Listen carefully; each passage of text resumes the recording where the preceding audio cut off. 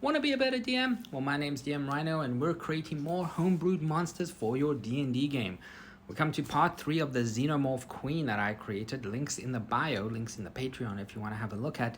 Now we're going to have a look at the actions that I've given the Xenomorph Queen and how you would use these actions. Well, of course, I've given the Queen a multi-attack. We had to have given the Queen a multi-attack. She can make 3 attacks, 1 bite, 1 claw, and 1 tail slash. And you can use them in any order you want, but, you know, they're fun to use. So 1 bite, 1 claw, 1 tail slash. The bite is a plus 14 to hit. It's a 10-foot range, 1 target, and it does a 4d8 plus 8 piercing damage. So not a lot, but piercing, 4d8 plus 8. The claw attack is also a plus 14 to hit, 10-foot reach, and it does a 4d6 plus 8 slashing damage. Okay, so the claw, right? Remember, the queen is not necessarily going to be the front line, but she is going to hurt when she hits a lot. And then the tail slash is a melee attack. It's a plus 14 also to hit, but it's a 15-foot range to 1 target, and it does 4d8 plus 4 slashing damage.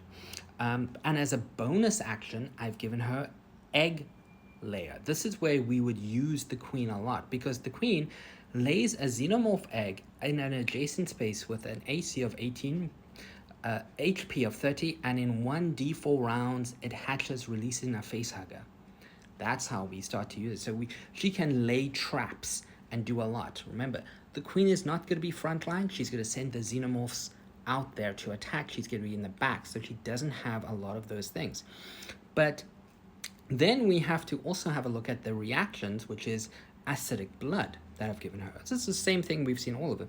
When the queen takes a melee damage, the attacker must make a DC 20 dexterity saving throw or take 3d10 acid damage. So I've given her, remember, I specifically said melee damage because you have to be in close range. You can still attack her from far because that's fine, but I said melee damage because that's generally what you would have to do if you were fighting a xenomorph, right? Yeah.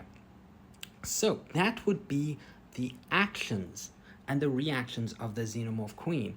When we come to our next part 4, there's a lot of parts to the Xenomorph Queen, we got to look at the lair actions and possibly the legendary actions. So let's have a look at part 4.